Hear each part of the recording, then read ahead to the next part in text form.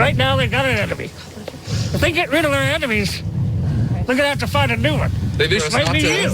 Our investigation began last fall as anti-fascist activists protested an annual white supremacist gathering inside the lodge at Montgomery Bell State Park, about 40 miles west of Nashville. It was an investigation that would eventually lead us across the state to this large compound being built by a hate group right here in Tennessee. A compound where members train for battles that sometimes play out on the streets of America. These are smart, observant, thoughtful Americans who see that our country is going in the wrong direction and has been going in the wrong direction for decades. Which may be why Jared Taylor, the founder of the American Renaissance Conference, insisted that we not take video of any faces while we were inside the conference. How about the neo-Nazis?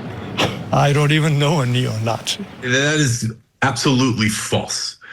Jared Taylor lied to you. Jeff Tischhauser tracks hate for the Southern Poverty Law Center, and he knows a lot about the men we identified from outside the conference using facial recognition software.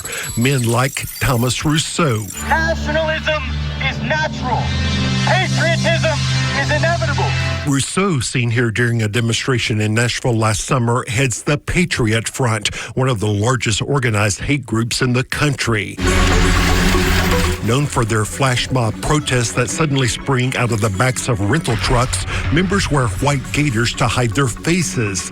Their flag-waving marches are designed to present an image that also hides the hate behind their cause. When you get within their private spaces online, members of Patriot Front worship Hitler, right? They deny the Holocaust. They use a tremendous amount of racial slurs between each other. They're very clever, though. They wrap themselves in patriotism, Patriot Front. So that's a way for Patriot Front to appeal to the larger conservative movement. We are Americans. We are not white Americans because there are no other kind of Americans than those who are white and from Europe. At age 26, Thomas Rousseau is polished in his racism. Life, liberty, victory! But leaked videos from inside Patriot Front revealed that beneath that polished veneer Good take right there. See high, let's go. are old-fashioned neo-Nazis. These are hardened white supremacists who want to see a white ethno-state created somewhere in the United States. You are not welcome here. Outside the American Renaissance Conference, we had also spotted these two men. Our search quickly came back with matches. Robert Benjamin Whitted of Texas and Garrett Joseph Garland of Illinois. Both were among 31 Patriot Front members arrested 3 years ago, accused of plotting to create a riot at an Idaho Pride celebration. Ryan Hunter was one of the prosecutors. They wanted to basically promote a fight. They wanted to get people to respond, make them angry, make them attack them. And, their history is that they then try to play that they're the victims. You've been announced. You can announce. Amen. Sheriff's Office, everyone have their hands visible. This never-before-seen police video shows what happened when Coeur d'Alene, Idaho police intercepted two Patriot Front U-Hauls on their way to that Pride event. In the video, we see the men from that balcony, Robert Whitted and Garrett Garland, as they're being processed by police. It does detail our peaceful intentions. While Thomas Rousseau insisted their intentions were peaceful, police discovered what a witness called a small army prepared for war, including being equipped with riot shields. Shields that this leaked video shows Patriot Front prepares for use in battle. Those shields can be used offensively. And in fact, in riot training, they are. They're intended to push and to move people out of the way or to certain areas. And we actually got testimony on cross-examination that confirmed that, yes, that's how they had been trained to use those. And when police unmasked the Patriot Front members, they found their caps secured to their heads by chin straps, and the caps were no ordinary headgear. Inside, they found hardened plastic designed to protect their heads in battle. They also discovered tactical radios for communicating over long distances, first aid kits to treat the injured. One even carried a smoke grenade. You don't come to a boxing match with gloves on and dressed to fight if you don't intend to fight. And that was the circumstance we faced with this group. Is they were ready to fight.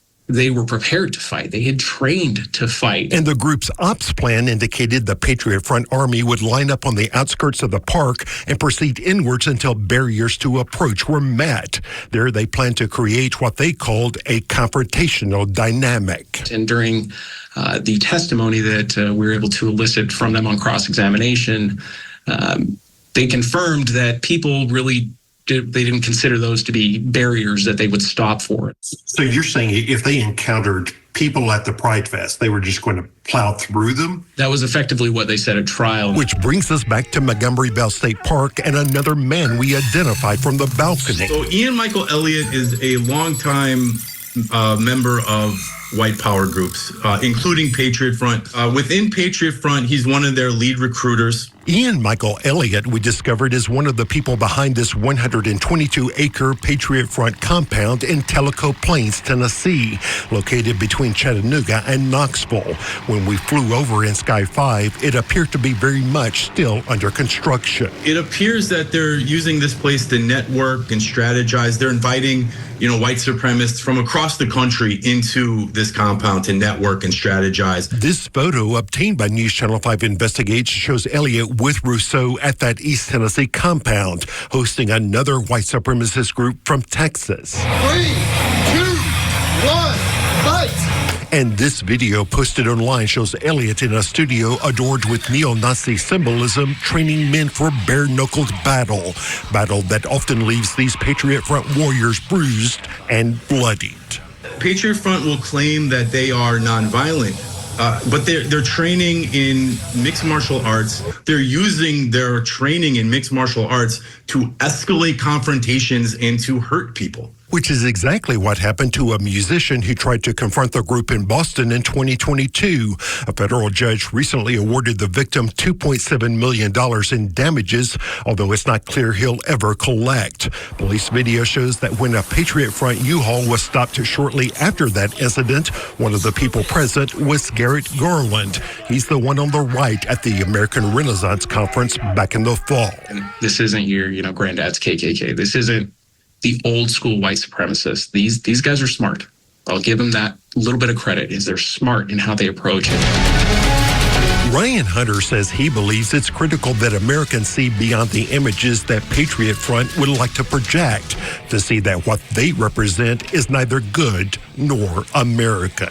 And it's, incumbent upon all of us that see it for what it is to combat it every chance that we get and tell what really this group is about and what their message is all about. And so that's probably my biggest takeaway from this. Feed high. Let's go.